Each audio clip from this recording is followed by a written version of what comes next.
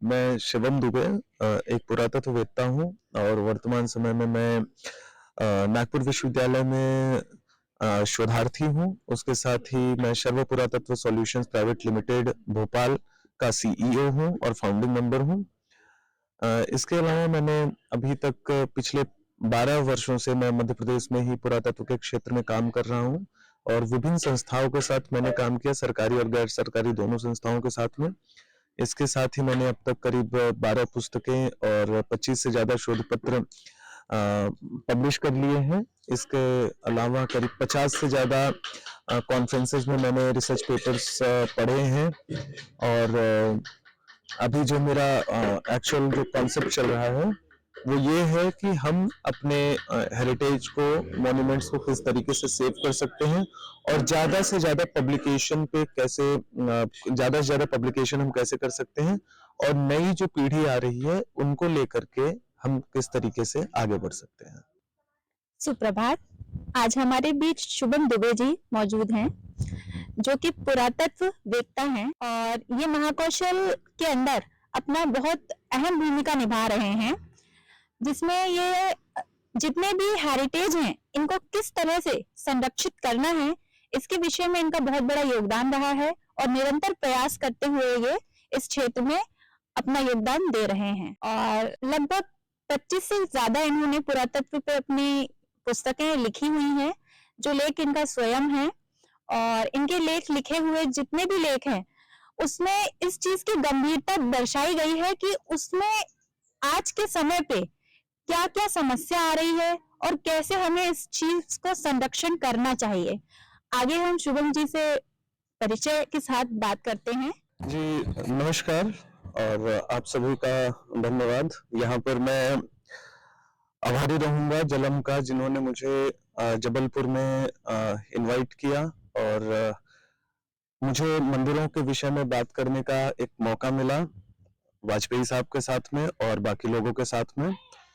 तो मेरी कुछ 12 के करीब किताबें हैं, 25 से ज्यादा शोध पत्र हैं जो कि नेशनल और इंटरनेशनल जर्नल्स में छपे हुए हैं।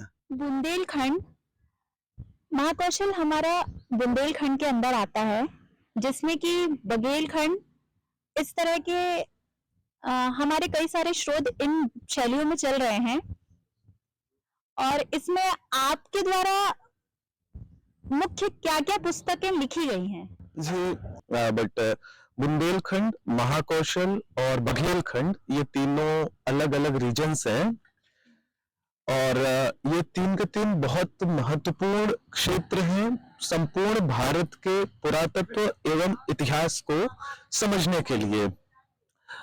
पिछले करीब 7-8 सालों से मैं इस क्षेत्र में भ्रमण कर रहा हूँ और मेरे काफी सारे शोध पत्र हैं जो कि बुंदेलखंड, बघेलखंड और आपके महाकौशल क्षेत्र पे आधारित हैं, जिनमें से जबलपुर के पास ही गोपालपुर है। गोपालपुर में अभी कुछ वर्षों पहले, 2 वर्ष पहले मैंने कुछ 2 नई तारा की मूर्तियों का अभी डॉक्यूमेंटेशन किया था, जो अभी तक कहीं पर डॉक्यूमेंटेड नहीं थी।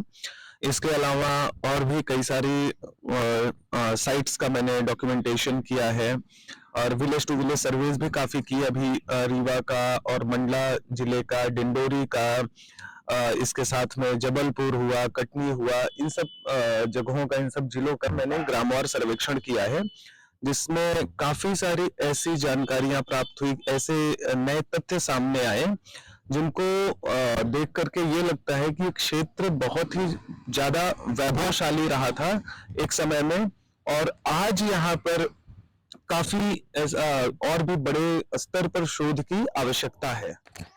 यहाँ के हेरिटेज क्या क्या है? ये बड़ा अच्छा प्रश्न है कि यहाँ पे हेरिटेज क्या क्या है। मैं इसको इस तरीके से कहूंगा कि यहाँ पे हेरिटेज में क्या क्या नहीं है।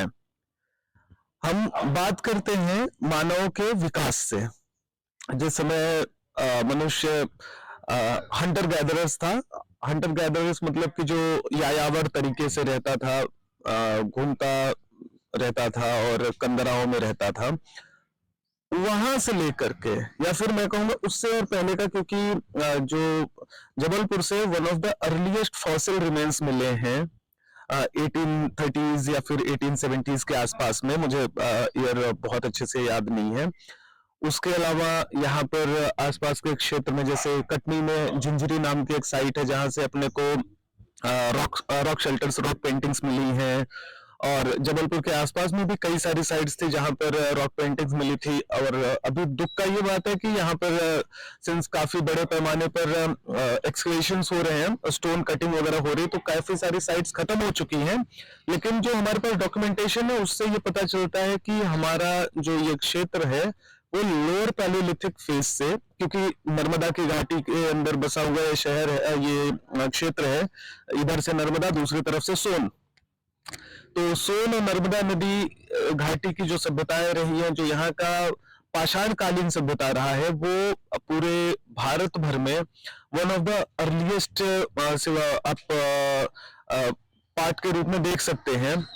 तो यहाँ का हेरिटेज हम कह सकते हैं कि पैलियोलिथिक से शुरू करते हैं। पैलियोलिथिक मतलब पाषाण काल से शुरू करते हैं। फिर इसके बाद जब महाजनपदों का उद्भव हुआ तो उस समय ये चेदी महाजनपद का एक पार्ट रहा था ये क्षेत्र। फिर उसके बाद यहाँ पर आपके मौर्यंस का, फिर इसके बाद सातवाहन, फिर कुषाण, फिर शुंग, उसके बाद गुप्ता, और फिर उसके बाद कलचुरियों के बाद गोंड। तो अगर आप ये देखें कि एक 30-40 हजार साल की अगर आप संस्कृति देखें तो वो यहाँ पर कहीं पर भी एक छोटा सा भी ब्रेकेज नहीं लगता है। बहुत अगर गैप्स भी हैं, रिसर्च गैप जिसको हम लोग कहते हैं, बहुत छोटे छोटे गैप्स हैं जिनको आई थिंक अगर एक बार फिर से यहाँ पे एक सिस्टमेटिक तरीके से अगर अध्ययन किया जाना शुरू हो तो वो गैप्स बड़े आसानी से भर जाते हैं। तो इसीलिए मैं कहता हूँ, क्योंकि अभी यहाँ पे रानी दुर्गावती विश्वविद्यालय में कुछ दशक पहले यहाँ पर एक साइट है कटनी रोड के पास ही, वहां से अपने को MBPW भी मिला था, नॉर्दर्न ब्लैक पॉलिश्ड वेयर, जो कि one of the very important pottery मानी जाती है 1000 इयर्स BCE से लेकर के 500-600-300 BCE के बीच की। तो वो भी मिली है, तो हमको एक कॉन्टिन्यूटी यहाँ पे बहुत अच्छे से देखने को मिलती है। इसके ऊपर काफी लोगों ने, ओम प्रकाश मिश्रा सर हैं, फिर इसके बाद आरएन सर थे, शर्मा साहब थे, इन सब ने काफी अच्छा काम किया है। अभी वर्तमान समय में डॉक्टर शिवकांत वाजपेयी हैं, उन्होंने भी काफी काम इस क्षेत्र में वो कर भी रहे हैं। तो इससे काफी सारी चीजें अभी अपने को मिल रही हैं। तो हमारा हेरिटेज आप कह सकते हैं कि पाषाण काल से लेकर के आधुनिक काल तक भरा पड़ा है ये क्षेत्र। इसमें मुख्य राजवंश क्या रहे हैं? मुख्यतः से अगर देखें कि जो सबसे प्रोमिनेंट रहे तो मौर्यंस का, गुप्तों का, फिर उसके बाद कलचुरियों का सबसे इम्पोर्टेंट रोल रहा है महाकौशल में और बघेलखंड के अंदर। गुप्तों का अगर यहाँ पे देखा जाए तो वन ऑफ द अर्लीस्ट जो टेम्पल्स हैं वो हमारे इसी क्षेत्र में बने हुए हैं, मिलते हैं हमको, जिसमें आप टिगवा का जो कंकाली देवी मंदिर है वो है, फिर इसके बाद भूमरा का शिव मंदिर है, फिर नचना का जो पार्वती मंदिर है। तो ये सारे, और इसके अलावा भी कटनी में और भी छोटे छोटे जगहों पर काफी सारे अर्लीस्ट टेम्पल्स हैं। तो हमारा जो अगर देखा जाए कि किस राजवंश ने बड़े प्रोमिनेंटली काम किया, वो ये गुप्तों का उसमें बहुत अच्छा योगदान है।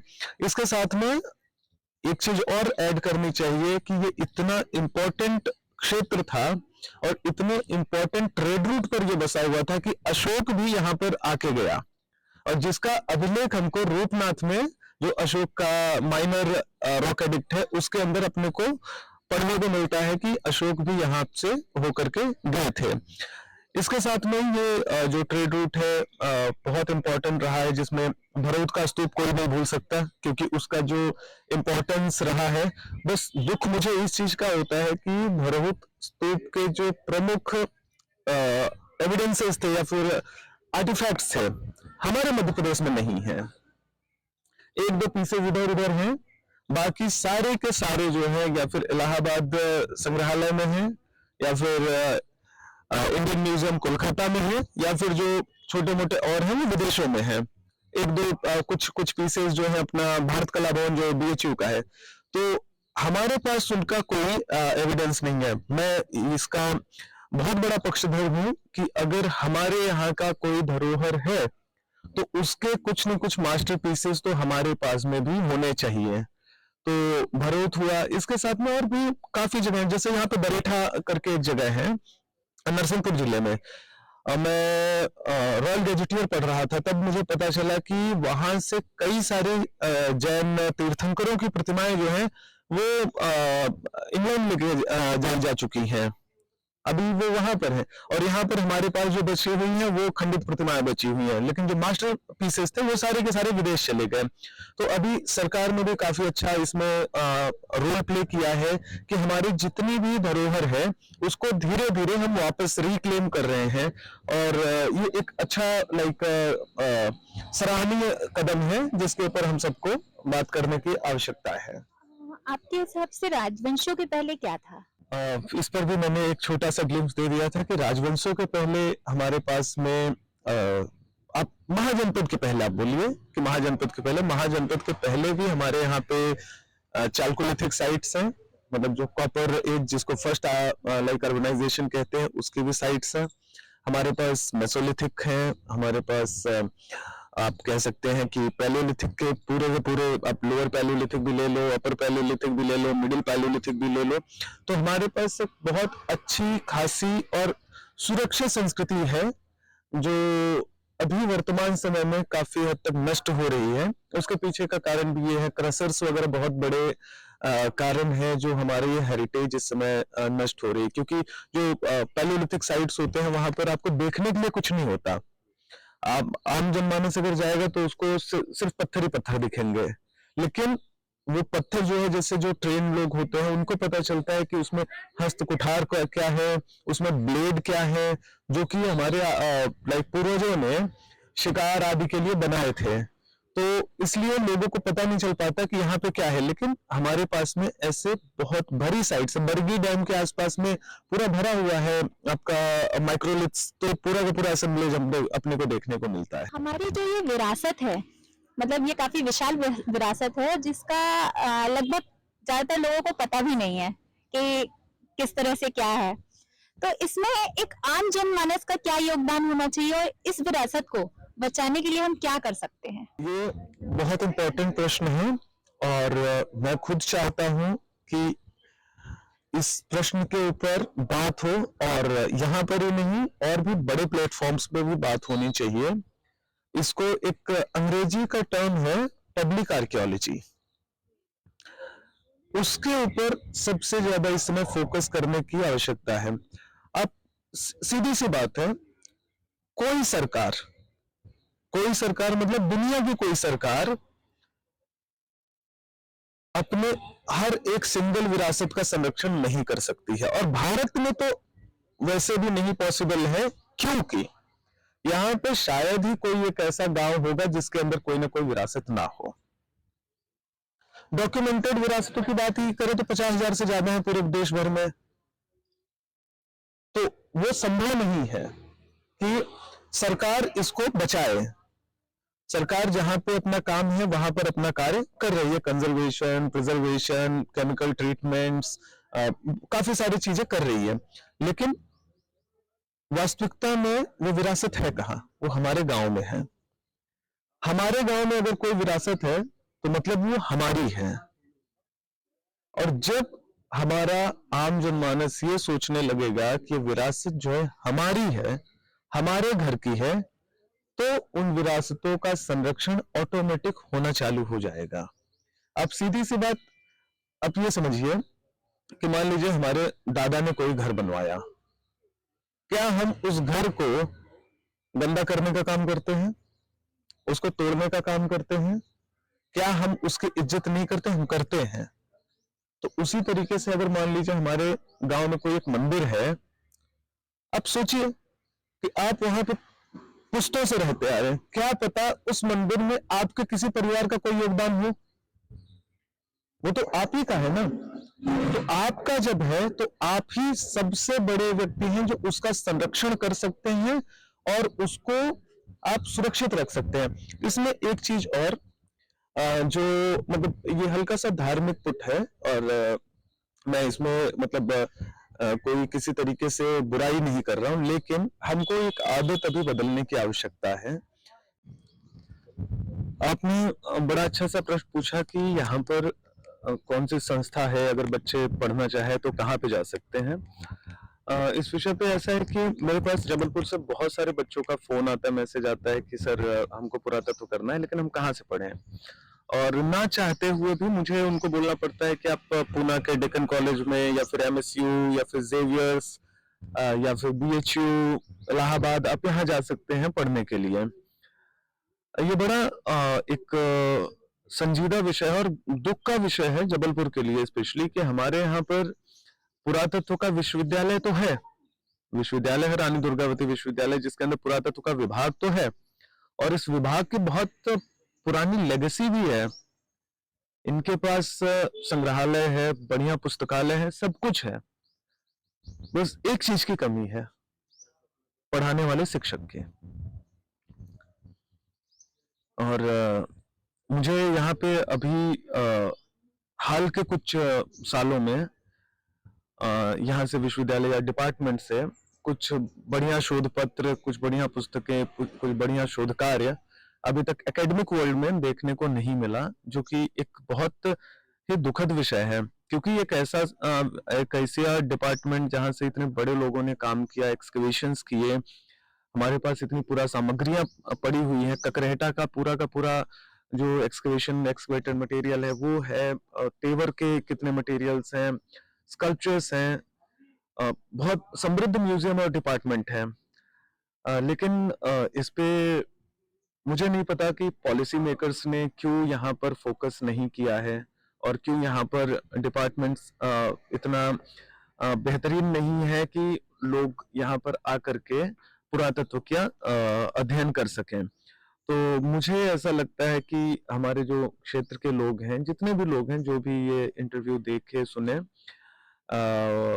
मेरे ऊपर आंखें भींचना छोड़ करके एक बार इस विषय पर ध्यान दें कि अगर यहाँ पर वैकेंसीज आए और कुछ अच्छे स्कॉलर्स को यहाँ पे सिलेक्ट करके लाया जाए तो एक संस्था जो है बेहतरीन बन जाएगी। और एक ये भी विषय है कि कोई भी संस्था सिर्फ बिल्डिंग होती है, उसको बनाते हैं वहां के बच्चे और शिक्षक। शिक्षक बहुत अच्छे हैं, बच्चे उनको अगर नहीं मिले डेडिकेटेड तो भी वो कुछ नहीं कर पाएंगे, और बच्चे बहुत अच्छे हैं, शिक्षक उनको डेडिकेटेड नहीं मिला तो नहीं कर पाएंगे। तो इसीलिए ये दो के दोनों, शिक्षक और जो विद्यार्थी हैं, ये दोनों एक ही गाड़ी के दो पहिए हैं। तो मुझे ऐसा लगता है कि जबलपुर के अंदर जिस तरीके से भी आर्ट लिटरेचर इतना विशाल रूप ले रहा है, तो वहां पर इस डिपार्टमेंट को भी एक संजीवनी बूटी की जरूरत है। अब वो हनुमान कोई भी बन सकता है कि यहाँ पर इस विभाग को फिर से जिंदा किया जाए। हाँ, वैसे आपने अच्छा बताया विभाग को किस तरह जिंदा करना है, परंतु एक स्टूडेंट जो चाह रहा है, विद्यार्थी, कि मुझे इसमें अध्ययन करना है, तो उसको स्वयं किस तरह प्रयास करना चाहिए, ये थोड़ा सा विवरण दीजिए इसका। पुरातत्व विषय जो है, विद्यालय विश्वविद्यालय इनका तो एक रोल है, क्योंकि सर्टिफिकेट्स वहीं मिलेंगे, ट्रेनिंग वहीं मिलेगी और बच्चा अपने जेब से कितना पैसा खर्च करके पढ़ाई करेगा। लेकिन अगर आपको पुरातत्वविद बनना है और खाटी पुरातत्वविद बनना है, मतलब शुद्ध, ये नहीं कि एक एसी वाले कमरे में बैठ गए, 10 किताब खोल लिए, उससे 4 लाइन उतार के एक पेपर लिख दिया और विद्वान बन गए, ऐसा नहीं। जो वास्तविकता में जो पुरातत्ववेत्ता होता है, उसका काम होता है चप्पल घिसने का।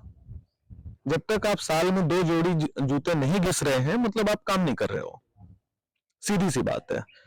बाहर निकलिए, पुरातत्व की जो किताब है वो ये पूरा एरिया है, क्षेत्र है, आप जाइए वहां पर, आप देखिए, चीजों को डॉक्यूमेंट करिए, उसको लाइए, लाने के बाद अब फिर किताबें आप खोलिए कि इनके बारे में क्या क्या लिखा गया है, किसने लिखा है। इसमें रिसर्च एथिक्स बड़ी इंपॉर्टेंट चीज है। क्या है कि आजकल एक और बीमारी टाइप की फैली हुई है कि कोई भी व्यक्ति होता है, मोटरसाइकिल उठाता है, साइड पे जाता है, आके बोलता है मैं तुम्हें खोज लिया, लेकिन उसको ये नहीं पता कि वो आज से 50 साल पहले किसी ने ऑलरेडी डॉक्यूमेंट कर लिया है। तो व्यक्ति को रेफरेंसिंग करना बहुत जरूरी है, उसको पता होना चाहिए कि रेफरेंसिंग कैसे होती है, पढ़ाई कैसे होती है। लेकिन अगर पुरातत्व पढ़ना है तो एसी कमरे में बैठ करके पुरातत्व नहीं होगा, आपको जाना पड़ेगा साइट पे, आपको अपने घुटने फोड़ने पड़ेंगे, आपको अपना हाथ तोड़ना पड़ेगा, फिर ही आप पुरातत्व जैसे विषय के बारे में जान पाएंगे। मेरा खुद का 2016 में मैं पास आउट हुआ था जेवियर से, और 2014 में हम लोगों का एक फील्ड ट्रिप आया था मध्य प्रदेश। मध्य प्रदेश हम लोग करीब 7-8 दिन थे, और यहाँ पे घूमने के बाद मैंने सीधा निर्णय लिया कि मुझे नौकरी मिले नहीं मिले मेरे को कुछ फर्क नहीं पड़ता, मैं जाऊंगा मध्य प्रदेश में। और 2016 में जिस दिन मैं पास आउट हुआ उसके अगले दिन मैं एमपी में था, ग्वालियर में, और करीब 2 साल तक मैंने पैदल सर्वेक्षण कार्य किया पूरा उधर आसन रिवर वैली में, चंबल रिवर वैली में, फिर इसके बाद इधर गुना शिवपुरी ये साइड में पूरा पैदल मैंने काम किया। और वो जो काम किया पैदल, तो उसके बाद मैं उस लायक हुआ कि मैं कुछ बोल सकता हूँ कि हाँ यहाँ पर क्या है। आज इसमें बड़ा योगदान रहा है ट्राइबल म्यूजियम का, स्टेट आर्कियोलॉजी डिपार्टमेंट का और एएसआई का, कि उन्होंने मुझे इतना मौका दिया कि मैंने अभी तक मध्य प्रदेश के करीब 30 से ज्यादा जिले ग्रामवार मैंने घूम लिए हैं।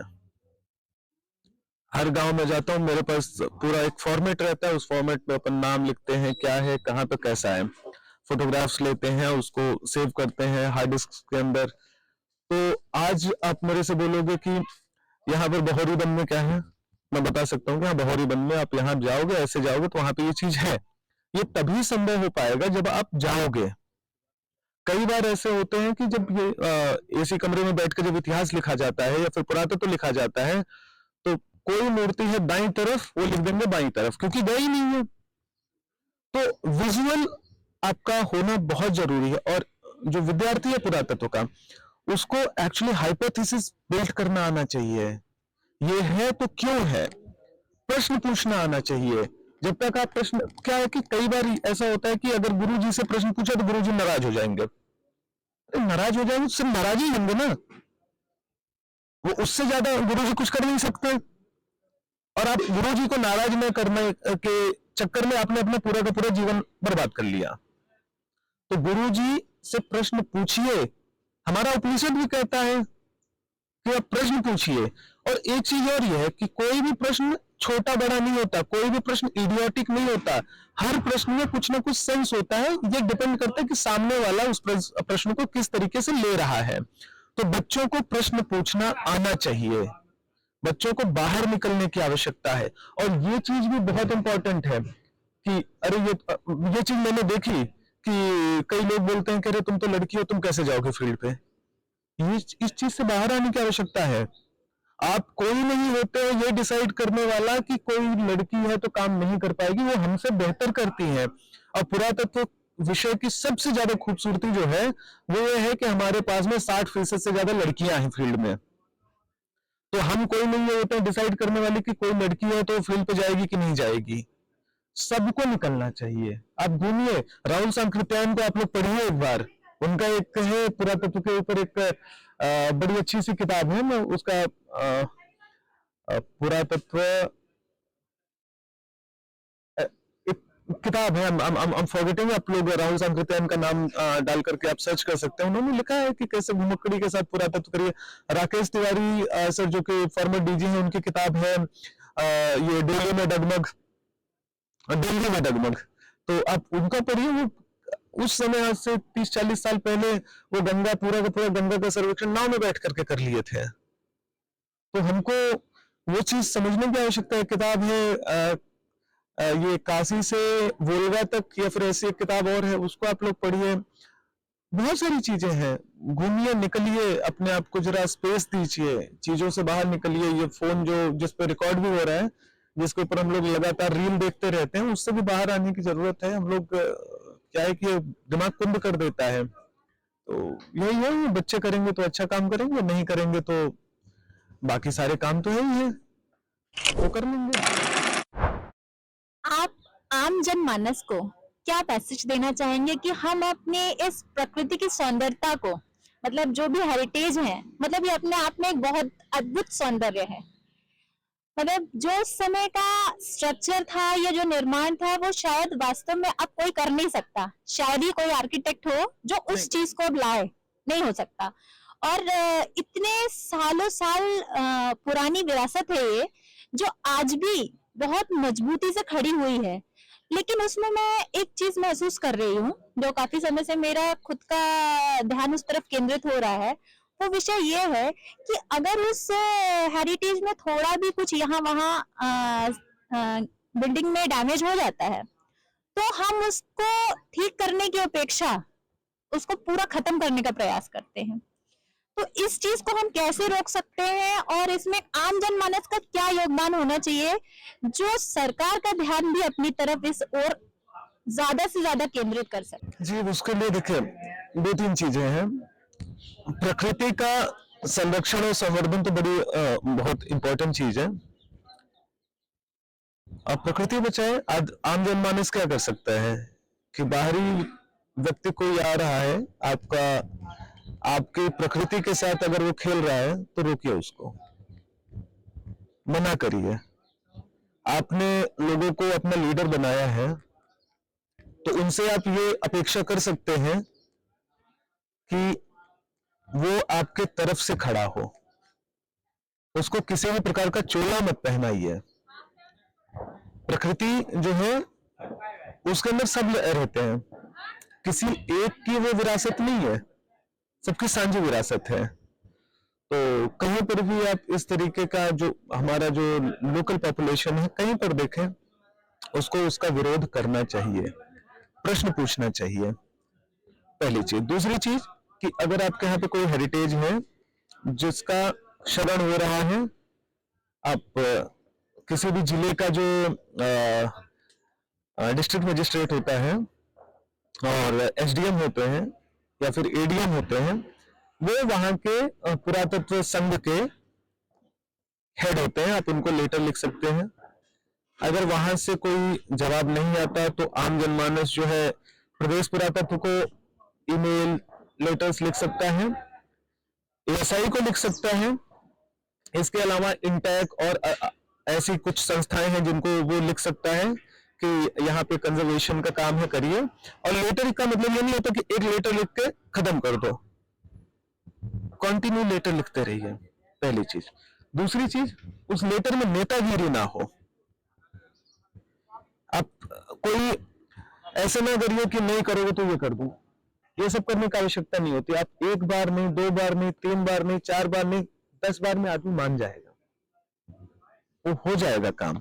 और जब तक वो कार्य नहीं होता तब तक हमको ये करना चाहिए कि उस बिल्डिंग के साथ किसी भी प्रकार का छेड़छाड़ ना करें। नहीं तो कई बार क्या होता है कि मैंने कई सारे ऐसे स्ट्रक्चर देखे हैं कि जरा सा गिरे कि उसको सीमेंट लगा के फिर से खड़ा कर दिया। सीमेंट एक्चुअली दुश्मन है हेरिटेज का। तो इसके लिए वो संरक्षण का कार्य जो है उसके लिए जो डिपार्टमेंट्स हैं उनसे कराएं। हम क्या संरक्षण कर सकते हैं कि हम टूटने ना दें, हम अपनी तरफ से ना तोड़ें। नहीं तो आजकल एक और बीमारी चली हुई है, वो किसी भी हेरिटेज बिल्डिंग पे जाते हैं, युवा जनरेशन, मतलब हमारी जनरेशन और अभी जो नई वाली जनरेशन आई है मोबाइल फोन वाली, हम लोग क्या करते हैं, वो खुरच के दिल बनाएंगे, दिल में तीर मारेंगे, ऊपर कोई नाम नीचे कोई नाम लिख देते हैं। उससे बचाना चाहिए अपने आप को, वो नहीं करने देना है। और अगर कोई ऐसा करते हुए पकड़ा जाए तो उसको बोलो, भाई आपके पिताजी ने खर्चा करके घर बनाया है, उसके ऊपर आप जो करना है करो। या फिर जब तक आपकी हिम्मत नहीं है कि आप ऐसा ही स्ट्रक्चर बनवा दें वर्तमान समय में, तब तक आप उसके अधिकारी नहीं है उसको खराब करने के। सीधी सी बात है, जहां पर प्यार से व्यक्ति समझता है उसको प्यार से समझाओ, जहां पे डांट से समझता है उसको डांट कर समझाओ। लेकिन ये है कि ये काम अपना लोकल से कर सकते हैं, क्योंकि ये उनकी विरासत है। मैं अगर अभी यहाँ पे किसी गांव में चले जाऊं, मान लीजिए कि मैं यहीं पर जबलपुर के पास ही ये एक टेकरी पर एक बहुत अच्छा सा गौरम बाबा की पहाड़ी है ना, मान लीजिए मैं वहां चले जाऊं, वहां पर उन्होंने एक चतुष्टिका, बहुत विशाल का चतुष्टिका है, बहुत महत्वपूर्ण मूर्ति है, उसको पूरा पेंट कर मारा। मैं जाकर के अगर विरोध करूंगा कि इसको पेंट क्यों कर दिया, ये खराब हो जाएगा, तो मैं तो बड़ा बाहरी व्यक्ति रहूंगा ना। वो अगर जो गांव वाले बोलेंगे कि नहीं इसको नहीं पेंट करना है, वो ज्यादा इंपैक्ट करेगा। कोई भी विभागीय पर्सन है, मैं यहाँ का हूं नहीं, मतलब यहाँ का नहीं कि उस गांव का नहीं हूं, तो मेरी बात उतनी अच्छी से नहीं मानी जाएगी जितना वहां के लोगों का। तो कम्युनिटी बिल्डिंग बहुत ज्यादा जरूरी चीज है। तो इस तरीके से हम कार्य कर सकते हैं। एक प्रश्न और है मेरा। आप संकल्प न्यूज के साथ जुड़े, तो आपने जो अभी मार्गदर्शन दिया या जो जानकारी दी, जो भी चीजें बताई, हमारे प्रश्न आपको कैसे लगे और यहाँ पे आपको कैसा महसूस हुआ? हाँ, पहले तो आप सबका धन्यवाद कि आप लोग यहाँ तक पहुंच गए। मुझे अभी 1 घंटे पहले मुझे पता चला कि ऐसा कुछ एक इंटरव्यू वगैरह सेशन होना है, तो आपने झट-झट से प्रश्न भी तैयार कर लिए। काफी अच्छा लगा मुझे प्रोफेशनलिज्म ये देख करके। और मुझे लगता है कि आप लोग भी ज्यादा से ज्यादा जो इंटीरियर्स हैं वहां पर पहुंचने की कोशिश करिए। और हमको जो बात हम लोग कर रहे हैं, ये बात किसी शहर के व्यक्ति के लिए नहीं है। ये व्यक्ति, ये जो बातें हैं वो गांव के उन लोगों के लिए है, उन गांव के लिए जिस गांव में कुछ ना कुछ हेरिटेज है। अब वो हेरिटेज सिर्फ आप बिल्डिंग और आर्कियोलॉजी से ही मत लीजिए, वो हेरिटेज जंगल भी हो सकता है, हमारे जीव जंतु भी हो सकते हैं, सब कुछ हमारा हेरिटेज है। और हमारा ये काम है कि हमको उनको छेड़ना नहीं है, उनको सुरक्षित रहने देना है। शुभम जी, आपका बहुत बहुत धन्यवाद कि आप हमारे बीच उपस्थित हुए और आपने बहुत अच्छी विषयों में जानकारी दी। इसके लिए संकल्प न्यूज आपका आभार करता है। जय श्री